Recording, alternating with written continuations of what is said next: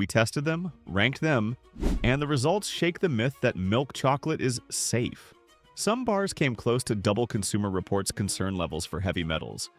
But a few brands did much better, which means it's possible to make chocolate that doesn't harm you. This video counts down the 10 popular candy bars with red flag metal levels, then explains how you can find safer alternatives with the same taste you love. You'll want to stick around to see which one lands at number 1. Number 1, Snickers. You think Snickers is mostly caramel and peanuts, but the danger sits right on the surface. That glossy chocolate shell, the part that feels like comfort, carries more than flavor. It's the part linked in studies to measurable levels of lead and cadmium, the same metals that quietly store up in your bones and organs over time. That's the trap with Snickers' energy image. The peanuts give you protein, the nougat gives you a quick sugar kick. But all that doesn't shield you from trace metals baked into the cocoa butter. Cocoa plants absorb what's in the soil, and when beans get mixed from farms around the globe, you lose track of where those metals came from. Some soils sit near mining zones or industrial runoff zones, and every batch blends together before processing. When you bite into a bar, sugar and cream smooth out the bitterness, but they don't erase anything harmful. The contaminants ride along hidden in the chocolate mass. Eat a little here and there and you won't taste a problem, but your body keeps a running tab. Over months, even normal snacking can push that total higher than you'd think possible from candy. Here's the truth.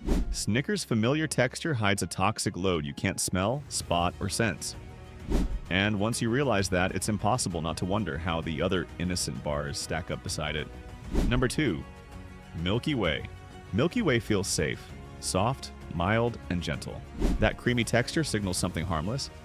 Its milk chocolate shell looks lighter, and most people assume that means lower risk.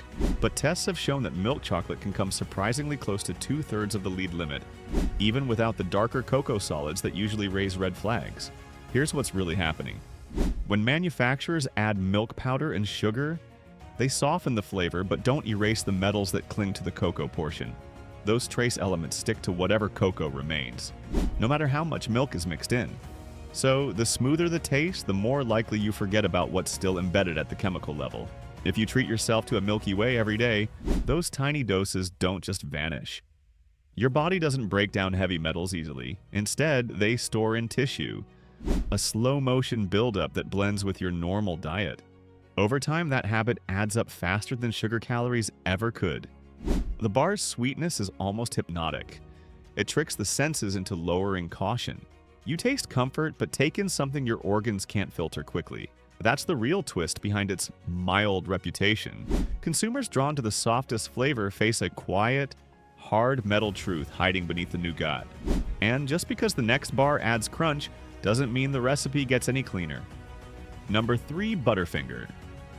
Butterfinger feels crunchy and fun, almost like a snack that skips the heaviness of true chocolate bars. Its inside is mostly sugar and peanut paste, and that gives the illusion that you're getting less chocolate. But look at the coating. That thin brown layer packs the same kind of cocoa that causes trouble elsewhere, just at a cheaper grade. Lower-cost cocoa sources are often mixed in bulk lots with little filtration for metal residues. Once ground and blended, there's no way to tell where those metals came from.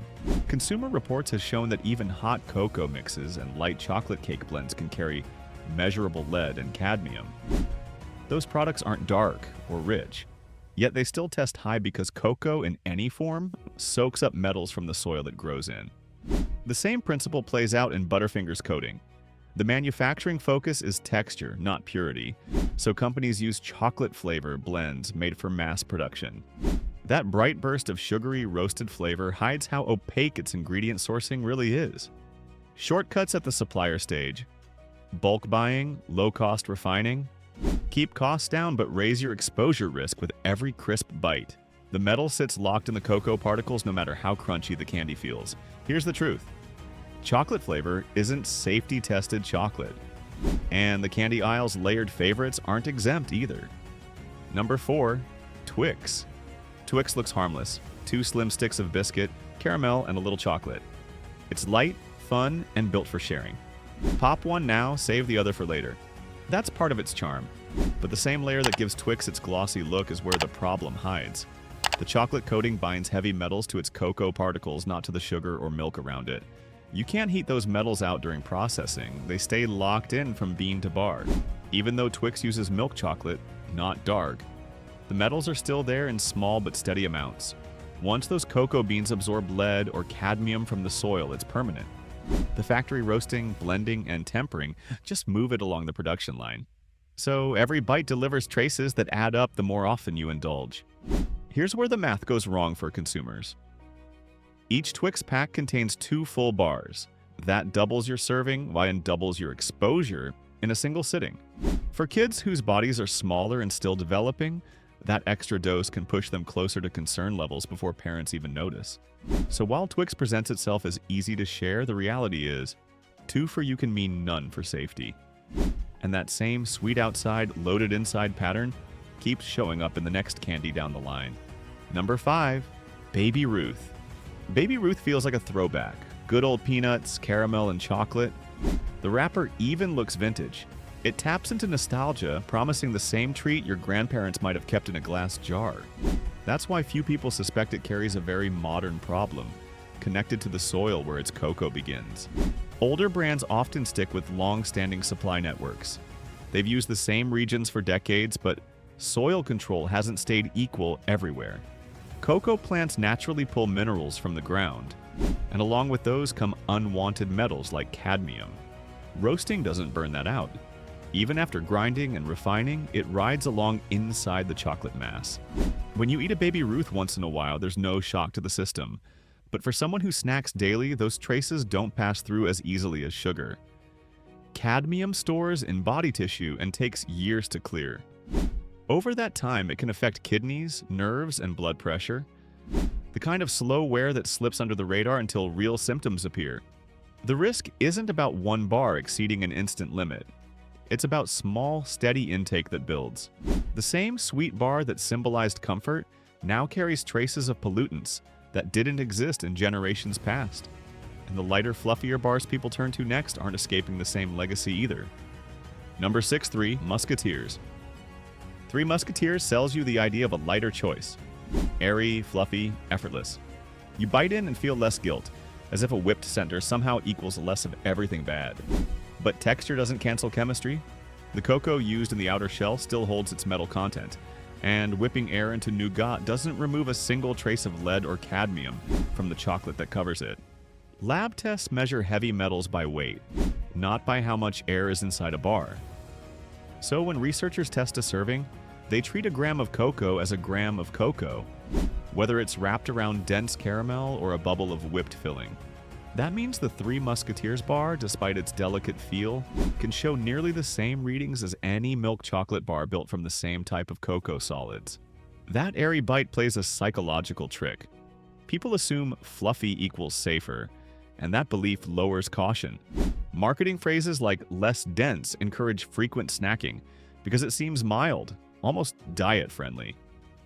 But the cocoa coating still drives most of the heavy metal exposure.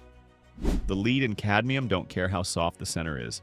They stick around long after the sweetness fades. Here's the truth. The 3 Musketeers bar melts fast on your tongue, but the metals stay far longer. And mixing that milk chocolate with peanut butter won't change that. Number 7, Reese's Fast Break. Reese's Fast Break looks like a perfect combo. Creamy peanut butter, soft nougat, and a smooth milk chocolate shell over the top. The texture hits that balance between salty and sweet that feels almost nourishing. The kind of snack people call a small protein boost. But the moment chocolate enters that recipe, another ingredient joins in silently. Heavy metals pulled from the cocoa itself. The peanut butter's natural minerals don't shield you from it. The lead and cadmium are baked into the cocoa solids that form the coating, and peanut fiber can't neutralize or block them. Once the cocoa beans pick up lead during post-harvest drying, a phase when outdoor dust sticks to their surface, that contamination becomes permanent. Even soil with low levels can't prevent particles from air or handling tools from depositing metal residue before beans even reach the factory. What's easy to overlook is scale. In a bar like Fast Break, the chocolate layer might look thin, but tests show that this small portion can drive most of the overall heavy metal reading. The core may be sweet and salty, yet the coating dominates the risk. So while the flavor harmony feels balanced, sourcing transparency doesn't match that balance. The real fast break here isn't between hunger and satisfaction. It's between what you think you're eating and what's quietly inside it. Number 8, Payday. Payday sells itself as a safe bet. Just peanuts and caramel, no chocolate mess. That no chocolate label gives it a clean image, but check the newer versions on shelves. Some are coated in caramel blends with chocolatey drizzle or flavorings, and that changes the story. That drizzle still comes from cocoa-derived powders, the same ingredient class tied to trace amounts of lead and cadmium in lab findings. Here's the catch. Chocolaty doesn't mean metal-free. It simply means the product uses a flavoring or coating that sidesteps stricter chocolate regulations.